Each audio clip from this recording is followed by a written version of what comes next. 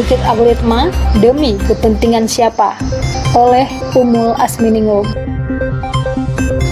Nama Bukit Algoritma mungkin masih terdengar asing, namun akhir-akhir ini nama itu sering menjadi perbincangan publik, terutama petinggi negara. Seiring dengan rencana pembangunan pusat riset dan teknologi yang bernama Bukit Algoritma atau juga sering disebut Silicon Valley-nya Indonesia. Silicon Valley sendiri adalah sebuah kawasan industri dan teknologi di Amerika Serikat yang menjadi rumah bagi perusahaan-perusahaan besar seperti Google, Apple, Netflix, dan lain-lain. Rencananya, pembangunan Bukit Algoritma atau Silicon Valley Amerika Serikat ala Indonesia akan dilakukan di kawasan ekonomi khusus Kecamatan Cikidang yang diperluas hingga Kecamatan Cibadak, Kabupaten Sukabumi, Jawa. Tujuan pembangunan kawasan ini yakni untuk meningkatkan kualitas ekonomi 4.0, meningkatkan pendidikan, penciptaan pusat riset dan pengembangan, meningkatkan sektor pariwisata di kawasan setempat, serta meningkatkan infrastruktur pertumbuhan tangguh berkelanjutan dan pembangunan sumber daya manusia berbasis ilmu pengetahuan dan teknologi. Meskipun rencana pembangunan Bukit Algoritma ini mempunyai tujuan yang positif, namun benarkah semua itu ditujukan semata untuk kemaslahatan bangsa? Belum juga dimulai pembangunannya, namun mega proyek yang bernilai fantastis ini sudah banyak disorot.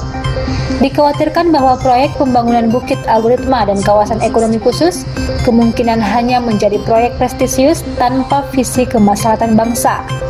Selain itu, seperti yang sudah digadang-gadang bahwa kawasan ini nantinya akan menjadi sarana terdepan dalam teknologi digital. Pengadaan proyek pembangunan Bukit Algoritma ini didanai oleh pihak swasta, tanpa sepersen pun mengambil dana dari APBN. Silicon Valley ala Jawa Barat ini akan dibangun di atas tanah seluas 888 hektar. Sedangkan untuk pembangunan tahap awal, mega proyek ini memakan dana sekitar 1 miliar euro atau setara kurang lebih 18 triliun rupiah. Dari sinilah muncul kekhawatiran kita akan urgensi dari pembangunan proyek ini, yakni hanya akan dijadikan lahan bisnis para pemilik modal, para kapital yang notabene mereka berasal dari perusahaan swasta. Apalagi ada desas-desus bahwa keterlibatan perusahaan asal Amerika dan Eropa ikut andil sebagai investor dalam pembangunan proyek ini. Sudah saatnya kita terlepas dari belenggu penjajah dalam segala aspek, termasuk penjajah di bidang riset dan teknologi. Sudah seharusnya kita sebagai negeri mayoritas muslim memiliki kemandirian dalam bidang ristek agar tujuan diciptakannya ristek sebagai sarana penunjang ketaatan, aktualisasi ibadah, terlebih visi dakwah dan jihad dapat terlaksana. Tujuan diadakan riset, ilmu terapan terkini dan teknologi akan mengacu pada berbagai aspek kehidupan seperti kesehatan, pertanian, industri, dan keamanan. Dalam mewujudkan hal tersebut, Islam mewajibkan peran negara sebagai institusi pelayan, bukan hanya regulator, seperti dalam sistem kapitalisme.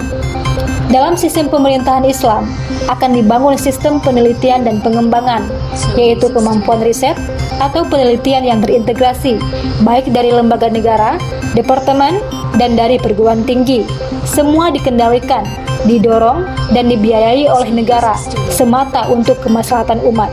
Wallahu a'lam bishawab.